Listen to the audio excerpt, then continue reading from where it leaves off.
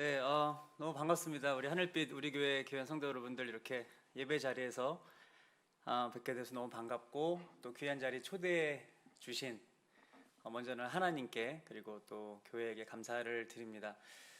그 동탄에 있을 때 제가 그 어머니 기도회 한번 가서 어머님들 뵀었던 기억이 있는데 벌써 한 2년 이상이 된 것 같아요. 그렇죠? 그때 혹시 계셨던 어머니 계세요? 예. 많이 계시네요, 생각보다. 하여튼 반갑습니다. 이렇게 2년이라는 또 시간이 훌쩍 지나서 너무나 또 아름다운 환경에 또 새 예배당에서 뵐 수 있어서 더더욱 감사하고 반갑습니다. 오늘 제가 이제 이 예배 그 연락을 받고 수요일은 제가 그 격주로 항상 그 새롭게 하소서라는 프로그램이 있어요. CBS 그 녹화를 해요. 원래는 늦게 끝나도 4시나 4시 반에 끝나는데 오늘 이제 출연해 주신 간증자분들 뭐 너무 은혜도 넘쳤고 그래서 이제 시간이 길어진 거예요. 그래서 좀 더 일찍 도착해야 되는데 오면서 조급한 마음으로 이렇게 왔는데 오다 보니까 제가 뭐를 깨달았냐면 방송을 하려면 메이크업을 하잖아요. 그래서 제가 이제 메이크업을 하고 급히 오느라고 이거 화장 지우는 티슈 물티슈로 지우고 올라와야 되는데 그냥 온 거예요. 오면서 저는 원래 이렇게 녹화만 끝나면 바로 이렇게 항상 지우거든요. 이게 막 답답하고 그래가지고. 근데 오늘 오면서 운전하면서 이거 못 지우고 와가지고 혹시나 성도님들이 화장하는 남자로 알면 어떡하나. 그래서 뭐 저 혼자 괜히 오버한 걸 수도 있는데 하여튼 그래서 혹시나 이렇게 보면서 조 목사님 약간 화장한 것 같은데 이렇게 오해 없으시기를 제가 뭐 TMI인가요? 전문 용어로? 네, 하여튼 그런 생각이 들어서 그런 말씀을 드렸습니다. 선교 축제라는 제목으로 이렇게 귀한 예배 자리에서 과연 선교란 무엇이며 하나님께서 하늘빛 우리 교회를 통해서 어떤 선교의 마음들을 다시 발견하게 하시고 또 깨닫게 하시고 또 심어주시며 그것들을 잘 우리가 물을 주고 또 씨앗과 열매를 맺게 하실까라는 고민들을 또 함께 할 수 있어서 저에게도 너무나 의미 있는 시간인 것 같은데 저는 오늘 이 예배를 준비하면서 그 선교에 대해서 저도 한번 생각해 봤어요. 그냥 제가 생각하는 선교란 무엇일까? 여러분들이 다 공감하는 내용들은 결국 선교는 예수님을 전하는 거잖아요. 그렇죠? 네, 복음을 전하는 것. 그것이 선교일 텐데 저는 이 선교의 가장 궁극적이고 중요한 부분들은 내가 선교를 전하려는 그 대상들과 저는 먼저 친구가 되어야 된다고 생각합니다. 네, 우리가 뭐 예수 그리스도를 전하려고 또 복음을 전하려고 지금까지 해왔던 많은 방식들이 있어요. 근데 전도지를 만들고 전도용품을 만들어서 예수 믿으세요, 교회 나오세요, 혹은 1년에 또 한 번씩 혹은 몇 차례씩 해외 선교도 가고 또 국내 선교, 단기 선교도 가서 복음을 전하는 이런 선교 사역들을 감당할 때 예수 믿으세요, 교회 나오세요 라고 우리가 전도를 합니다. 근데 우리가 이 선교라는 부분들을 생각할 때 먼저 저들에게 내가 어떤 친구가 되면 좋을까? 저들한테는 어떤 친구가 필요할까? 지금 저들의 삶의 자리에 있는 어떤 이야기들의 귀를 기울여 줄 수 있는 사람, 그 친구가 내가 먼저 된다면 저는 그 관계 가운데 복음이 더 아름답고 또 더 확실하게 그들에게 흘러갈 거라는 그런 생각이 또 확신이 들었습니다. 그래서 오늘 저는 이 선교축제 또 오늘 일환으로 예배를 드리면서 친구에 대한 의미들을 한번 같이 되새겨 보려고 해요. 여러분이 생각하는 친구는 어떤 의미입니까? 사실은 친구는 일반적으로는 나이가 이제 그 같은 나이, 동갑을 우리가 그냥 일반적으로 친구라 그러잖아요. 그렇죠? 근데 제가 지금 이제 아이들을 3명을 키우고 있어요. 6학년, 4학년, 3학년 이렇게 우리 아들, 딸 3남매를 키우고 있는데 뭐 지금 한참 친구들 너무 좋아할 나이죠. 저도 사실은 그 혼자여서 외동아들이어서 어릴 때부터 형제 자매가 없으니까 친구에 정말 막 뭐 죽고 살았던 것 같아요. 친구를 너무 좋아하면서 살았어요. 뭐 요즘 아이들도 마찬가지죠. 친구들 좋아하잖아요. 길을 가다가 저희 딸아이랑 같이 이렇게 길을 가는데 인사를 하긴 하는데 조금 이렇게 어색한 인사를 나눴던 그런 경험이 있어요. 그래서 제가 그렇게 그냥 인사하고 지나치는데 제가 얘기했어요. 제 딸 아이 이름이 지음인데, 지음아 친구야? 그랬더니 뭐 우리 반 같은 반 친구야 라고 대답을 할 줄 알았는데, 친구야 그랬더니 이 아이가 뭐라 그러냐면 그냥 같은 반이야 이렇게 얘기를 하는 거예요. 저는 거기서 조금 이 부분에 대해서 이렇게 생각을 하게 됐어요. 그 같은 반 아이면 친구가 아닌가?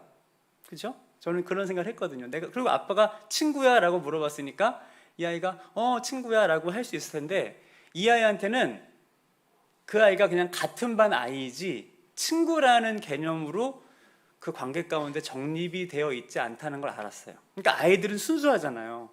이 친구란 어떤 사전적인 정의를 잘 설명할 수 없어도 얘가 내 진짜 친구인지, 아니면 그냥 같은 반 안에서 얼굴을 알고 뭐 말도 많이 이렇게 대화도 나누지 않고 그냥 같은 반 아이의 정도인지, 오히려 이 아이한테는 더 순수하게 그렇게 정의가 내려져 있다는 걸 알았어요. 사실 여러분, 이 친구라는 게 말씀드린 것처럼 같은 나이라고 그냥 친구라고 말할 수 있는 것이 아니라, 진짜 친구의 정의는 시간적인 관계 부분들도 중요하더라고요. 친구가 뭐 이렇게 친할 친해, 또 우가, 또 얘도 이렇게 시간적인 의미도 담고 있잖아요. 시간적인 관계 시간도 많이 가져야 되겠지만, 결국 진짜 친구라는 의미를 이해하려면 우리가 알고 있는 단어 벗이라는 단어가 더 잘 어울릴 것 같아요. 벗. 우리가 친구를 벗이라 그러잖아요. 근데 벗의 의미가 바로 이거예요. 마음과 마음이 통해서 서로 가깝게 지내는 사이. 아, 그래. 진짜 친구는, 진짜 벗은 마음과 마음이 통하는 사이가 되었을 때 우리가 진짜 친구, 진짜 벗이라고 말할 수 있겠구나 라는 생각이 들었어요. 제 딸아이가 저의 친구야라고 물었던 대답에 친구야라고 말할 수 없었던 것이, 그 친구하고는 본인이 생각해도 마음과 마음이 통하는 그런 가까운 사이가 아니라는 생각이 들었기에 그냥 우리 반 같은 반 아이야 라고 말을 했던 거겠죠.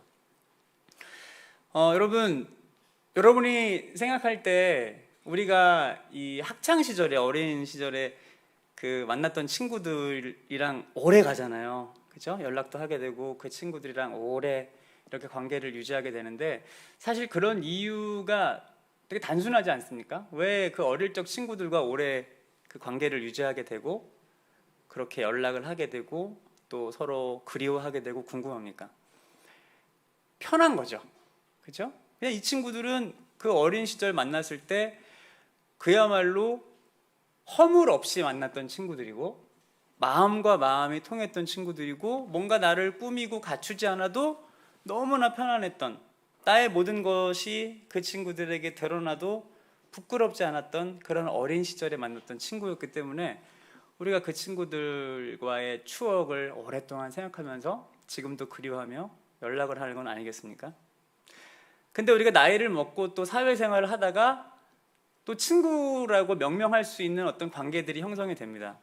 근데 사실 나이를 먹고 만난 친구들은 이제 어떤 관계가 되냐면, 그 어린 시절 만났던 아무것도 정말 없어도 그냥 같이 있으면 재밌었던, 좋았던 친구의 관계보다 이제 서로가 서로에게 어떤 필요들이 이렇게 충족이 되는 관계. 사실은 나이를 먹으면 그런 친구의 관계들을 맺고 살아가고 있는 우리의 모습들을 또한 발견하게 됩니다. 그러니까 내가 이 친구를 만나게 되면 나한테 어떤 도움이 될까? 내가 이 친구랑 친해지게 되면 이 친구를 통해서 내가 뭔가를 얻을 수 있을까? 어떤 이해관계적인 부분들이 사실 얽히게 되는 것이 나이가 들면서 만나게 되는 어떤 그런 관계성이 아닌가라는 생각을 해보게 됩니다. 성경 속에 많은 그런 친구의 이야기가 나옵니다. 성경 속에 많은 친구라는 표현들이 나오는데, 저는 그 수많은 친구들의 이야기 가운데에도 여러분들이 함께 공감할 만한, 우리의 마음을 따뜻하게 하고 훈훈하게 하는 친구들의 이야기가 있습니다. 바로 여러분들 잘 아시는 다윗과 요나단, 이 친구들의 이야기일 텐데요. 사실 이 둘의 관계는 어찌 보면 신분을 좀 뛰어넘은 그런 관계라고 말할 수 있어요. 목동 다윗의 그 위치와 왕의 아들, 왕자의 위치가 친구가 된 거잖아요. 물론 그 블레셋의 그 골리앗을 무찌르고 그 장면을 통해서 다윗이 또 이렇게 신분이 상승되는 그런 과정들을 거쳤지만, 처음 둘의 관계는 신분을 초월한 그런 관계였습니다. 근데 이제 둘의 그 너무나 놀라운 뜨거운 우정을 보면서 제가 어떤 부분을 느꼈냐면, 여러분, 진짜 친구는 위험할 때, 진짜 친구는 힘들 때, 어려울 때 이 친구가 나한테 진짜인지 가짜인지 드러나게 됩니다. 아마 그런 건 우리 하늘빛 우리 교회 성도 여러분들도 살아오시면서 많이 실제적으로 경험해 보신 분들이 계실지도 모르겠어요. 좋은 일 있을 때, 기쁘고 행복한 일이 있을 때보다 정말 어려운 일이 생겼을 때, 난처한 일이 생겼을 때, 곤란한 일이 생겼을 때 이 친구가 나한테 정말 그야말로 찐 친구인지, 아니면 뭔가 우리가 서로가 서로에게 도움이 되는 필요에 의해서 만난 친구인지가 그때 가려지게 되는 거죠. 다윗과 요나단의 이 우정이 정말 너무나 감동이 있고 따뜻하고 훈훈한 이유가 무엇입니까? 요나단은 그 광기가 서려 있는 그 아버지인 사울이 다윗을 죽이려 하는 상황 가운데서 목숨을 다해서 그 사랑하는 친구 다윗을 지켜주게 된 장면들을 우리는 분명히 기억하고 있습니다. 그리고 그 깊은 우정, 정말 친구라고 말할 수 있는 서로 마음과 마음이 통한 그 관계 가운데 이제 둘의 마지막 장면이죠. 다윗을 피신시키게 되는 그 마지막 장면에 이 말씀 구절은 제가 다시 오늘 말씀을 준비하면서 읽는데도 마치 너무나 그 감동 가득한 영화 한 편을 보는 것처럼 가슴이 울컥하더라고요. 그 말씀 구절을 제가 한번 읽어드릴게요. 마지막 둘이 이제 헤어지는 장면이에요. 사무엘상 20장 41절 42절입니다. 다윗이 곧 바위 남쪽에서 일어나서 땅에 엎드려 3번 절한 후에 서로 입맞추고 같이 울되 다윗이 더욱 심하더니 요나단이 다윗에게 이르되 평안히 가라. 우리 두 사람이 여호와의 이름으로 맹세하여 이르기를 여호와께서 영원히 나와 너 사이에 계시고 내 자손과 내 자손 사이에 계시리라 하였느니라 하니 다윗은 일어나 떠나고 요나단은 성읍으로 들어가니라. 이 둘의 마지막 만남, 마지막 이제 장면이에요. 저는 오늘 이 다윗과 요나단의 정말 주님 안에서 깊은 우정의 모습을 다시 묵상하면서 먼저는 하늘빛 우리 교회 안에 이런 귀한 영적인 친구들, 그런 관계들이 많이 생겨나길 예수님의 이름으로 축복합니다. 사실은 우리가 이 주님이 이렇게 이 귀한 공동체에 우리를 불러주신 거죠. 이 귀한 공동체에서 우리가 하늘빛 우리 교회 성도로 예배할 수 있도록 은혜를 베풀어 주셨을 텐데, 우리가 이 안에서 그냥 교회가 우리한테 어떤 커뮤니티의 차원이 되고, 교회가 우리 안에 어떤 사람을 만나는 그런 관계의 장이 되는 것, 혹은 이 교회 안에서 만난 어떤 관계들을 통해서 그분이랑 이렇게 같이 만나고 친해지니까 나한테 참 많은 뭔가 정보도 그렇고 도움이 되고 유익이 많이 돼. 근데 뭐 이런 부분들 또 중요하죠. 네, 그런 부분들로 도움을 얻을 수 있다면 너무 좋겠지만, 하나님께서 이 공동체라는 이름 안에 우리를 모아주시고 또 하나 되게 하시고 예수 그리스도의 사랑 안에서 정말 우리에게 경험케 하시길 원하시는 게 무엇일까요? 바로 다윗과 요나단의 관계처럼 힘들고 어려울 때 사랑하는 지체를 위해 나의 일처럼, 그리고 내 아픔처럼, 내 고통처럼 기도해 줄 수 있는, 진심으로 그 집사님을, 권사님을, 우리 성도님을 위해 마음 다해 사랑을 전할 수 있는 이런 영적인 친구들의 관계가 우리 하늘빛 우리 교회 안에서 풍성해지길 다시 한번 예수님의 이름으로 간절히 축복합니다. 네, 그런 것들을 발견하게 될 때, 경험하게 될 때, 또 한 분 한 분 그런 만남들이 이렇게 커지게 될 때, 내가 하늘빛 우리 교회 성도라는 것이 너무 행복하다. 하늘빛 우리 교회 성도라는 것이 하나님이 진짜 나한테 주신 선물이구나 라는 것을 여러분 깨닫게 되지 않겠습니까? 그리고 이어서 또 우리 안에 생각만 해도 따뜻함과 또 값진 훈훈함을 주는 그런 친구들이 있습니다. 바로 여러분들 잘 아시는 다니엘과 세 친구예요. 여러분, 다니엘과 세 친구는 죽음 앞에서 그 우정이 더욱더 빛을 발하게 됩니다. 왕이 세운 신상 앞에 그들이 타협하고 우상을 숭배한 것이 아니라 그 정말 맹렬하게 불타는 그 불 앞에서, 풀무불 앞에서도 그들은 하나된 마음으로, 또 영적인 끈끈한 이 관계로 그 앞에서 살아계신 여호와 하나님 앞에 그 믿음을 지켜내게 됩니다. 여러분, 저는 죽음 앞에서, 두려움 앞에서, 정말 어떻게 말로 표현할 수 없는 그 고통 앞에서 이렇게 마음이 변하고 또 변질되고 비겁한 모습을 보이는 것이 아니라 오히려 더 영적인 친구, 영적인 존재가 내 곁에 있다는 사실이 나에게 더 큰 믿음의 고백을 할 수 있는 용기를 준다는 것. 여러분, 이것이 바로 우리를 이 교회라는 이름으로, 교회 공동체라는 이름으로 묶어주신, 그야말로 천국 형제 자매를 맺어주신 하나님의 놀라운 계획이 아니겠습니까? 나는 지쳐있고 나는 무너진 심령, 연약해져 있다 할지라도 내 곁에 다니엘 같은 정말 믿음 친구이지만 믿음으로 존경할 수 있는 귀한 지체가 있는 거예요. 나는 지금 포기하고 싶고 나는 지금 무너져 있지만 곁에서 우리 함께 이 믿음을 잘 지켜냅시다.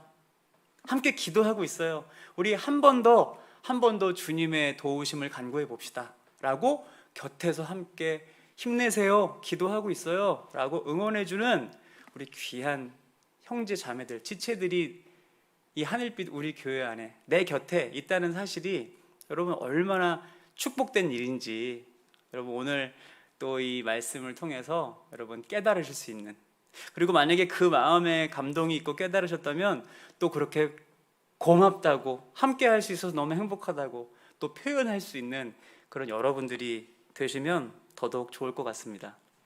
사실 여러분, 저희가 수많은 성경 안에 사실 친구들의 이야기가 있지만 우리가 이 다윗과 요나단의 모습, 그리고 다니엘과 세 친구들의 모습을 보면서 이 둘의 공통점이 무엇입니까? 바로 죽음 앞에 직면해 있지만 친구를 위해 목숨을 바칠 수 있는, 그렇죠? 친구를 위해 목숨을 바칠 수 있는 그 사랑이 이 모습 안에 가득 넘쳐나고 있다는 것입니다. 우리가 이 목숨을 바친 친구를 이렇게 나누다 보니까 바로 오늘 함께 읽은 요한복음의 본문 말씀이 다시 한번 우리 안에 이렇게 재해석이 되는 것 같습니다. 정말로 목숨을 다한 우리의 친구가 되어주신 분이 누구십니까? 바로 예수 그리스도. 오늘 요한복음 본문 말씀에 보니까 예수님이 이렇게 말씀하십니다. 사람이 친구를 위하여 목숨을 버리면 이보다 더 큰 사랑이 없나니 너희는 내가 명하는 대로 행하면 곧 나의 친구라. 이제부터는 너희를 종이라 하지 아니하리니, 왜냐하면 종은 주인이 하는 것을 알지 못하기 때문에 너희들이 이 사랑을 알게 해주기 위해서 이제 너희를 친구라 부르겠다. 예수님이 그렇게 말씀해 주시는 거죠. 내가 아버지께 들은 것을 다 너희에게 알게 해주고 싶다는 예수님의 마음이 우리를 친구 삼아 주신 그 사랑 안에서 느껴지게 됩니다. 여러분, 제가 그 수년 전에 그 어머니 기도회에서 저의 짧지만 인생의 고백을 나눴을 때, 저는 그 입양된 그 정체성을 갖고 있잖아요. 저는 제가 그 생후 2일, 3일 이때 저희 친생 부모님으로부터 버려져서 입양 기관을 통해서 지금의 저희 부모님을 만나서 입양된 성인 입양인인 거죠.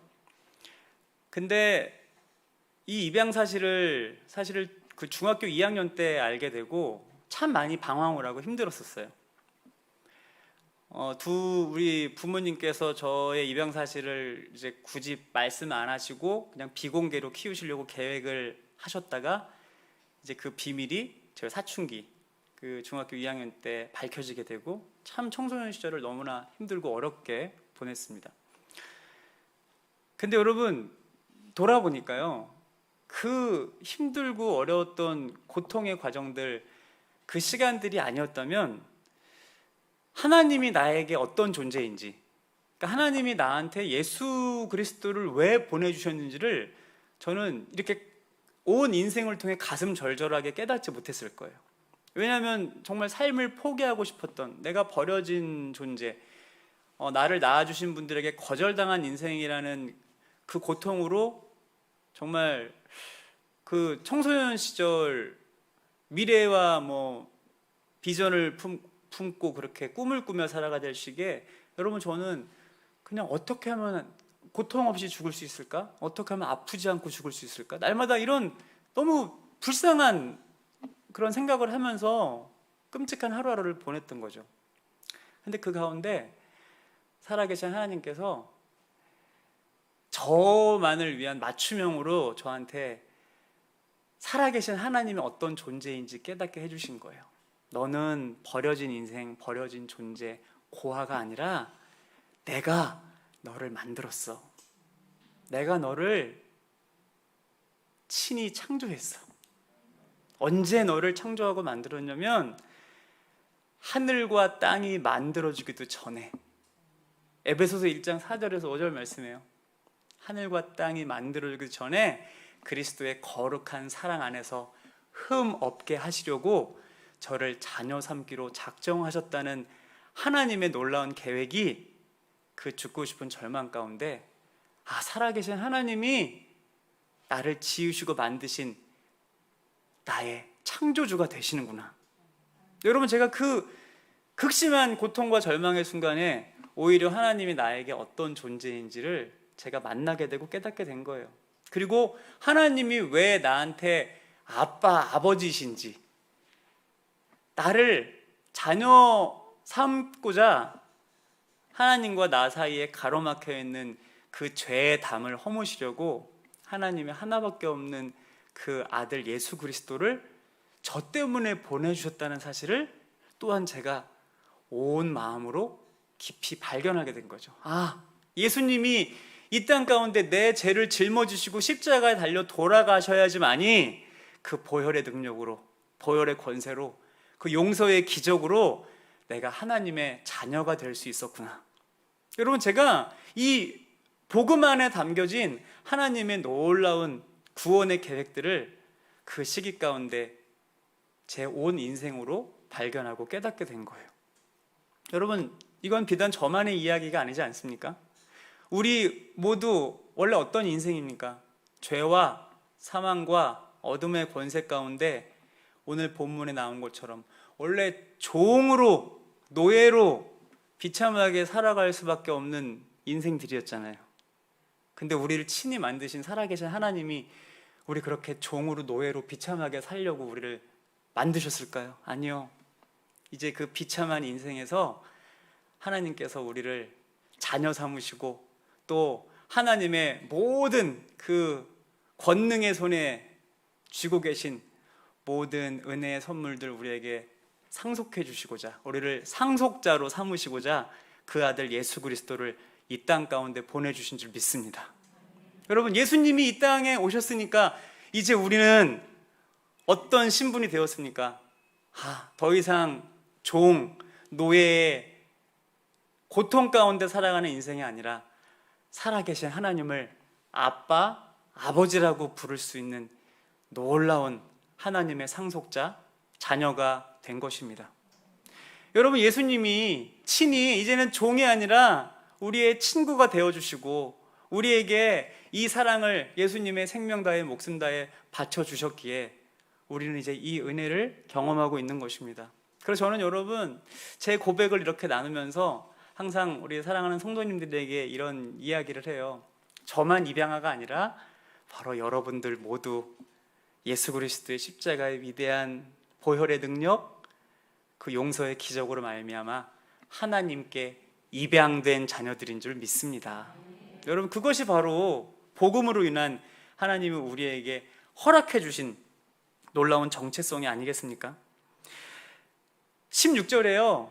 우리가 이 은혜 가운데 하나님을 아빠 아버지로 부르는 그 자녀로 내가 살아가겠습니다 라고 내가 마음 먹고 하나님을 아버지로 택한 게 아니라 어떻게 나와 있습니까? 너희가 나를 택한 것이 아니요 내가 너희를 택하여 세웠나니 이는 너희로 가서 열매를 맺게 하고 또 너희 열매가 항상 있게 하여 내 이름으로 아버지께 무엇을 구하든지 다 받게 하려 함이라. 여러분, 오늘 예수님께서 우리에게 진정으로 원하시는 명령이 무엇입니까? 내가 이것을 너희에게 명함은 너희로 서로 사랑하게 하려 함이라. 여러분, 우리 선교의 목적이 사실 이것 아닙니까? 우리에게 허락해 주신 예수 그리스도의 사랑, 그 사랑 때문에 우리가 다시 살아났어요. 새 생명을 얻었어요. 그 사랑 때문에 내가 지금 이 자리에 있어요. 그 사랑 때문에 그 사랑 앞에 감격하며 감사하며 오늘도 내가 이 예배하는 자리에 하나님 앞에 찬송을 올려드리고 있어요. 여러분, 이 감사가, 이 감격이, 이 사랑이 이제 우리 안에만 머물러 있고 정체되어 있다면 여러분, 우리 안에 선교라는 이름이 왜 필요하겠습니까? 근데 하나님이 왜 우리에게 이 선교 축제라는 도전을 주실까요? 그 사랑을 우리에게 허락해 주시고 심어주신 목적과 이유가 분명히 있기 때문이죠. 너를 살린, 너를 다시 새롭게 한, 너를 치유한, 너를 회복한 그 예수 그리스도의 사랑을 여전히 모르고 살아가는 그 불쌍한 영혼들에게, 어둠 가운데 살아가는 영혼들에게, 여전히 종으로 노예로 살아가는 영혼들에게 이 사랑을 전해라. 할렐루야. 여러분, 그것이 바로 우리에게 주신 하나님께서 지금도 우리에게 도전하시는 선교의 명령이 아니겠습니까? 주님이 저에게도 동일한 두드림을 더 강력하게 주시는 시점이 있었습니다. 제가 이제 입양인이라는 정체성이 있으니까 아마 다른 분들보다는 더욱더 어떤 그 입양 가족들, 입양 자녀들, 또 우리가 보호시설이라고 말하는 보육원 안에 있는 친구들을 만날 기회들이 우리 다른 분들보다는 더 많았겠죠. 근데 어느 날부터 제가 그 시설이라고 말하는 보육원 친구들을 만나고 돌아오면 그 마음이 너무 힘든 거예요. 마음이 너무 힘들어서 내가 왜 그러지? 라고 제 모습을 이렇게 돌아보게 됐어요. 그러니까 제 마음속에요, 이런 마음이 있더라고요. 하나님, 제가 늘 예배 현장도 그렇고 많은 분들을 만나서 고백하는 것이, 저는 하나님의 계획과 하나님의 놀라운 은혜로 이렇게 귀한 가정에 입양이 됐고, 기도하시는 부모님의 그 사랑의 기도로 힘들고 어려운 시간들을 잘 이겨내서 제가 이렇게 축복된 인생을 살아가고 있습니다. 그 은혜로 제가 이렇게 목사가 되었습니다. 제가 늘 고백하면서 그것이 저의 정체성이니까. 근데 제가 어느 순간 왜 마음이 불편했냐면, 하나님, 그러면 저는 축복된 인생이면 그 가정 안에 입양되지 못한 아이들은 저주받은 거예요? 하나님, 제가 이렇게 하나님의 계획 가운데 입양도 되고 그 기도를 먹고 자란 사람이어서 축복이면, 하나님, 그 가정을 경험하지 못하고 있는 친구들, 저 시설에서 자란 아이들은 그러면 저주받은 거예요? 그 질문들이 제 안에서 해결이 되지 않는 거예요. 그리고 더 간절히 주님 앞에 빚진 마음이란 표현이 많겠죠. 막 안타까움과 이 정말 고통에 가까운 이 마음들이 하나님 앞에 간절히 드려지게 됐어요. 하나님, 어떻게 하면 좋을까요?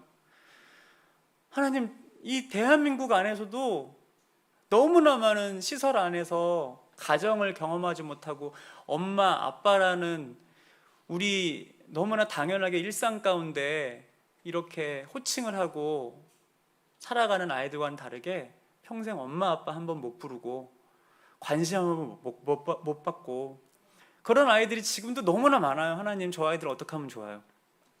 제가 정말 주님 앞에 기도했어요. 근데 하나님이 저한테 어떤 그런 정말 깨달음의 음성을 주시냐면, 네가 저 아이들의 친구가 되어주면 되잖아. 네가 저 아이들의, 때로는 아빠가, 때로는 삼촌이, 때로는 형이, 네가 저 아이들에게 진심을 가득 담은 따뜻한 어른이 되어주면 되잖아. 하나님이 저한테 그 정말 제 온 마음 가득한 울림의 깨달음을 주시는 거예요.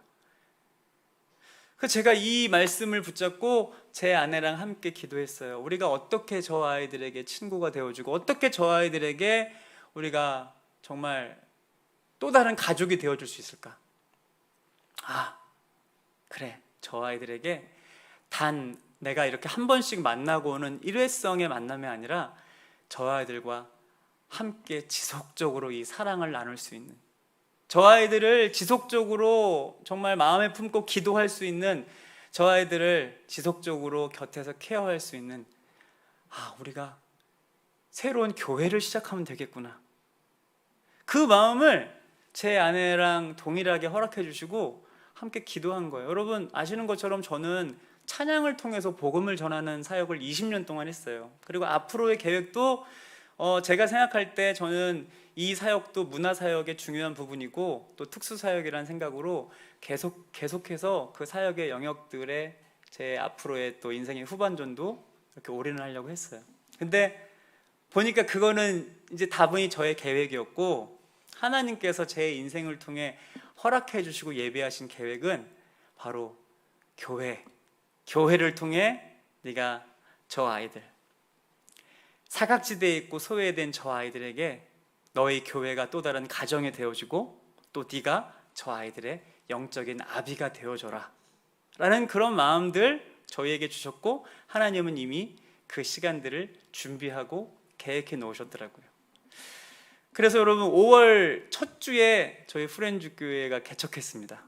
아마 대한민국에 많은 교회들이 있겠지만 그 교회들 중에서 또 따끈따끈한 교회 중에 하나가 아닐까라는 그런 생각이 듭니다. 프렌즈 교회, 네, 저한테 주신 하나님의 분명한 마음이니까 저희 교회가 하나님 저희에게 보내주시고 맡겨주신, 그리고 만나게 하시는 아이들에게 저희가 친구가 되겠습니다. 어떤 친구? 사람이 친구를 위하여 목숨을 버리는 것처럼 더 큰 사랑이 없나니, 예수님이 저를 위해 생명을 다하신 것처럼 저희도 저에게 주신 이 생명을, 이 가치 있는 하나님이 주신 빛 대신 예수 그리스도의 사랑을 저들에게 전하는 진짜 친구가 되겠습니다. 하나님 그 마음을 주셔서 프렌즈 교회를 개척했어요. 여러분 제가 그래도 뭔가 그 외부에서 20년 동안 활동했던 부분들이 있으니까 제가 이제 기도 제목도 부탁하려고 하고, 그리고 함께 좀 귀한 믿음의 동역자들을 함께 만나고 싶어서 제가 SNS에 글을 올렸어요. 저희 4월 1일 만우절에 저희 프렌즈 교회가 거짓말처럼 개척을 시작합니다. 진짜 많은 분들이 이게 만우절이니까 정말이야, 장난이야, 뭐 이렇게 하셨던 분들도 많았어요. 근데 거기에 제가 어떤 내용을 나눴냐면 사실 목사님 나중에 개척하면 저희 갈게요 라고 했던 분들이 꽤 있어요.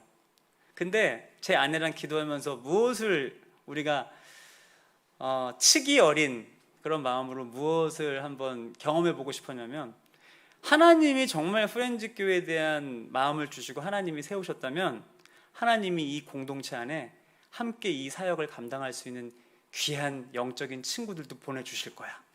우리 먼저 대부분 이제 뭐 개척할 때 선배님들이 조언을 해주실 때 먼저 함께 개척할 수 있는 멤버들이랑 만나서 기도하면서 준비 모임도 하고 개척이 진행되는 그런 소스들을 많이 주셨어요. 근데 저희가요, 무식하면 용감하다고 아무에게도 연락하지 않고 제 아내랑 둘이 기도하면서 하나님이 보내주시는 영적 친구들, 우리 그 친구들을 위해서 한번 얼마나 막 설레이더라고요. 하나님이 보내주실 것 같은 막 기대함도 있고. 그래서 그런 글을 올렸어요. 교회 지금 잘 다니고 계신 분들은 절대로 연락 주지 마시고, 혹시나 어떤 특별한 상황으로 교회를 잠깐 자체 방학하고 계시거나 교회를 떠나 계신 분들 연락 주시면 우리 같이 한번 만나서 기도해 봐요. 이런 글을 올린 거예요. 글을 올리자마자, 그게 이제 제가 4월 1일 이제 자정이 넘어간 시간, 이제 만우절이 딱 된 그 새벽에 글을 올렸는데, 그 다음날 저한테 그 쪽지가 와 있더라고요. 메시지가. 근데 한 집사님 가정이 1년을, 하나님 어느 교회를 저희가 섬기면 좋을까요? 1년을 이제 코로나 시작 때부터 기도하고 계셨대요. 근데 그 집사님 가정이 저희 프렌즈 교회 시작을 보시고 저희가 함께 할 수 있을까요? 저희가 그 귀한 사역에 동참할 수 있을까요? 하나님이 글을 올리자마자 바로 한 가정을 바로 보내주신 거예요. 여러분, 얼마나 제가 막 소름이 돋을 정도로 짜릿했겠어요. 그리고 나서 계속해서 쪽지가 오기 시작했어요. 저는 그래서 이제 정말 1호 가정, 함께 해주시기로 한 1호 가정을 연락을 주셔가지고 막 메시지 하면 막 메시지가 꽉 차는 거예요. 그래가지고 야, 하나님이 이거 엄청 금방 부흥시켜 주시는 거 아니야? 막 혼자 이런 막 생각을 하면서 메시지함을 막 열기 시작했는데, 처음 제가 이런 표현 써서 죄송하지만 처음 보내주신 가정이 가장 일반적이고 건강한 가정 딱 한 가정이었고, 그 다음부터 메시지를 보내주신 분들이 상처의 끝판왕들, 웬만한 상처는 상처도 아닌 분들이 매일을 막 사연이 구구절절해요. 그러니까 저의 입양 스토리도 아시고 또 제가 이제 시설 아이들 섬긴다는 이런 사역들을 아시니까 다 우리 그쪽 관련자분들이 다 연락을 주시는데, 그리고 막 교회 찾아오시는 거예요. 찾아오셔서 저랑 만나고. 그런데 정말 얼마나 상처가 회복되지 않은 상처가 가득하냐면, 저랑 잠깐 만나는 그 30분 동안 울었다가 웃었다가 이건 정말 이제 마음이 아프시고 몸도 아프신 환자분들이에요. 그런 분들이랑 제가, 왜냐하면 메시지를 보내주셔서 한번 저 그 프렌즈 교회 같이 섬기고 싶습니다, 또 한번 목사님 뵙고 싶습니다, 이러니까 뭐 어떻게 제가 뭐 오지 말라고 못 하잖아요. 계속해서 날마다 그런 분들을 이제 만나는데, 어느 순간에는 제가 메시지함을 못 열어보겠더라고요. 그리고 제 마음속에 하나님, 이게 제가 프렌즈 교회가 진짜 그 아이들을 사랑의 마음으로, 예수 그리스도 사랑으로 돕길 원하는 그런 공동체가 되어야 되는데, 이거는 지금 이런 식으로 가다 보면 이거는 거의 특수교회 아닙니까 하나님? 그 시설 가기 전에 여기서 사람 돌보다가 저 끝나겠습니다, 이런 두려움이 사실 생기는 거예요. 그래서 제가 내가 글을 잘못 눌렀다, 이게 너무 사람들이 볼 때 이 목사님은 나의 상처를 다 받아주실 거야, 다 알아주실 거야 라는 뉘앙스로 해석하고, 그래서 나한테 이런 연락을 주시나 보다 하고, 제가 정말 이건 부끄러운 고백이지만 그 SNS에 올린 글을 내리려고 들어가 봤어요. 삭제하려고. 그랬더니 이미 너무 많이 보신 거예요. 이거는 지울 수도 없는 정도의, 너무 많은 사람들이 보고 공유하고 프렌즈 교회가 이런 교회래요 막 서로 막 나누고. 그래서 제가 막 인간적인 걱정이 막 되기 시작하는 거예요. 이거 어떡하지 막 두려워지기 시작하고. 근데 그날 밤에요, 제가 예전에 그 식습관, 잘못된 식습관 때문에 역류성 식도염이 있었거든요. 근데 그게 괜찮아졌는데, 이제 개척한다는 이야기를 하고 계속해서 그런 분들을 만나다가 역류성 식도염이 다시 도졌어요. 그 제가 새벽에 이게 막 다시 막 너무 이상해가지고 새벽에 제가 깬 거예요. 깨가지고 막 왜 이러지 하고 있었는데, 그때 제 마음속에 하나님이 분명하고 울리는 그 음성과도 같은 그 마음을 저한테 주시는데, 너 왜 이렇게 지금 힘들어하냐? 뭐가 그렇게 걱정이 돼? 네가 프렌즈 교회라고 이름을 지었잖아. 네가 프렌즈 교회라고 그런 정체성으로 예수님의 사랑을 전하고 싶다고 네가 그렇게 기도하고 이름을 정했잖아. 하나님이 저한테 그 마음을 그 새벽에 깨닫게 해주시는 거예요. 그 제가 보니까요, 하나님, 아프고 상처받고 힘들고 그리고 자신이 버림받은 고아라는 그 절망으로 삶을 포기하고 싶어하는 그 아이들을 섬기겠습니다 라는 마음을 가지고 프렌즈 교회를 세운 건 단순히 그 시설 안에 있는 그 아이들만을 위한 교회가 아니라 정말 가정이 있지만 부모가 있지만 시설 속에서 살아가는 아이들처럼 고아 같은 인생들이 너무나 많다는 사실을 하나님이 다시 알게 해주신 거예요. 우리가 거리를 가면서 만나게 되는 지나치는 수많은 사람들 중에도 버림받은 것 같은 그 실패한 것 같은 그 인생이 절망으로 정말 죽고 싶은 고통 가운데 살아가는 사람들이 내 주변에도 이렇게 너무나 많다는 사실들을 그 한 사람 한 사람 예수님의 사랑으로 너를 살려준 예수님의 사랑으로 그 사람들을 섬기지 못하고 만나지 못할 거면서 네가 저 시설에 있는 그 아이들을 정말 영적인 가족이 되어서 섬겨줄 수 있다고 하나님이 저한테 반문하시는 것 같았어요. 왜냐하면 여러분, 저는 제 마음에 그 메시지함을 열어보는 것이 두려운 마음도 있었지만 또 한편에 어떤 마음이 있었냐면 이 교회를 개척하면서 교회를 시작하면서 담임 목사인 리더인 내가 우리 교회를 맞춤형으로 세팅할 수 있겠구나. 이런 사람들 계속 연락 오면 나 불편해. 이런 분들 더 많이 오면 기존에 그냥 정말 건강하게 일반적으로 신앙생활 하시는 분들 마음이 어려우실 거야.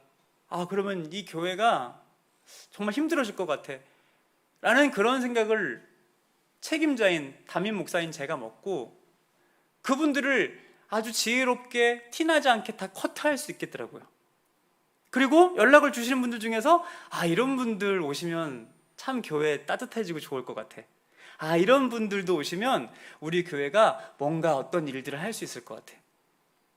제가 사람의 머릿속에 있는 제 계획으로 교회를 이렇게 그냥 제가 생각하는 그럴듯한 커뮤니티로 제가 만들어갈 수 있겠더라고요. 그런 생각을 하면서 제가 또 다시 두려워지기 시작한 거예요. 그 가운데 하나님이 저에게 프렌즈 교회의 정체성을 다시 한번 깨닫게 해주셨죠. 사랑하는 여러분, 주님 앞에 다시 한번 저의 이 정말 연약하고 두려웠던 마음의 짐들을 주님 앞에 회개함으로 고백하고 하나님께서 다시 한번 저희 프렌즈 교회가 나아가야 될 정체성들을 허락해 주시고 그리고 이 마음을 주시더라고요. 너 혼자 다 감당하는 게 아니라 이 사역들을 또 그 아픈 사람들을 같이 보듬고 같이 품을 수 있는 귀한 친구들을 내가 또 보내줄게 라는 마음들을 하나님이 저에게 담대함과 확신으로 허락을 해 주시더라고요. 여러분, 예수님께서 우리에게 명하신 진정한 서로 사랑이라는 게 무엇일까요? 우리가 전해야 될 예수 그리스도의 복음이 우리가 생각하는, 우리가 만나고 싶어하는, 우리가 정한 그런 그룹들, 어떤 그런 부류들, 우리 안에 정이 내려져 있는 그런 사람들만을 만나서 전하게 되는 그 전도와 선교로 진행이 된다면 여러분, 이것은 진정으로 생명을 다해 우리에게 허락해 주신 친구 되어 주신 예수 그리스도 사랑이 아마 우리의 선교를 통해서 진정으로 주님의 복음으로 잘 전해지기가 쉽지 않을 것입니다. 근데 여러분, 내가 원하는 친구, 나한테 맞는 친구, 나한테 도움을 줄 수 있는 끼리끼리 서로 사랑하는 것이 아니라 예수님이 머리 대신 한 몸 공동체로서 진정으로 나를 살려주시고 나를 새롭게 하신 그 사랑들을 제한 없이 주님 주신 마음으로 전하게 될 때, 그것이 정말 우리에게 허락하신 귀한 선교적 인생으로, 또 선교적 가정으로, 선교적 교회로서 하나님께서 귀하게 우리를 주님의 도구와 통로로 사용하시게 될 줄로 믿습니다. 여러분, 어느 순간 우리는 그냥 울타리 안에 갇혀진 우리만의 리그로 그렇게 살아가고 있었는지도 모릅니다. 그렇기 때문에 바로 주변에 있는 가까운 우리의 소외되어 있는, 사각지대에 있는 이웃들을 돌보지 못해서 어느 순간 교회라는 이름이 수많은 사람들에게 또 손가락질을 받고 있는 건 아닌지 다시 한번 지금의 우리 교회의 현실을 돌아보게 됩니다. 그리고 어느 순간 우리 또한 세상의 기준과 세상의 그 잣대에 맞춰져서 그 사람들의 기대가 뭔가 잘하는 것, 뭔가 특별한 것, 뭔가 나보다 더 우월한 것, 그런 부분들에 우리가 혹시 초점이 맞춰져 있는 것은 아닌지. 그런데 정말 우리를 사랑하시고 우리를 살려주시고 지금도 우리와 함께 동행하시고 우리에게 눈동자를 맞추고 계신 살아계신 하나님은 우리의 가장 치명적인 약점을 바라보시고 기대하셨기에 그 상처들을 예수 그리스도의 사랑으로 치료하시고 회복시키셔서 이제 우리가 그 은혜를 고백하는 하나님의 자녀로 지금 이 자리에 있는 것 아니겠습니까? 그렇다면 우리도 이제 누군가를 바라볼 때 그 사람의 연약한 부분들, 그 사람의 상처들, 왜 저들에게 예수 그리스도의 십자가가 필요한지, 복음이 필요한지, 하나님이 기대하시는 그 연약한 부분들에 우리의 초점이 맞추어져서 그렇게 우리의 선교가 그들의 연약한 가운데 역사하실 놀라운 예수 그리스도의 십자가의 능력으로 회복되어지기를 간절히 바라는 하나님의 기대함으로 변화되어지길 간절히 축복합니다. 우리 시간 이 찬양 한번 같이 고백하고 잠깐 기도하는 시간을 갖고 싶습니다.